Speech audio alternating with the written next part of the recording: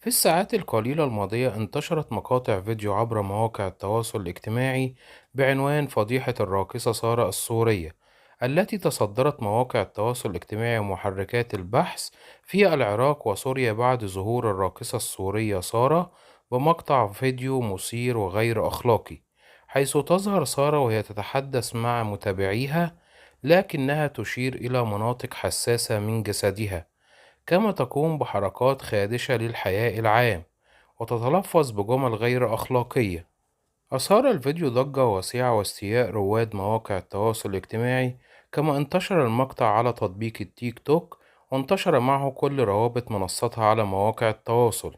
تتلخص فضيحة الراقصة سارة السورية المقيمة في العراق في ظهورها في بث مباشر عبر تطبيق التيك توك، تقوم فيه بحركات مثيرة وتتلفظ بكلمات نابية،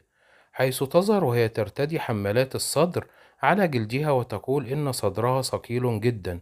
وحين زواجها ستطلب أن يكون مهرها بنفس وزن صدرها. وقد أثار الفيديو استياء رواد مواقع التواصل الاجتماعي، مطالبين السلطات العراقية بضرورة إيقاف سارة عن المحتوى الخادش الذي تقدمه، ناهيك عن مقاطع الرقص الإباحي الذي تنشره سارة في منتجعات ومراكز أربيل ببغداد. كما تصدرت الراقصة سارة السورية الترندات في العراق لمرات عديدة بعد شن حملة ضدها من الإعلام العراقي الخارجي، كما تم تسريب عدد من الفضائح الأخرى والتي سنتحدث عنها.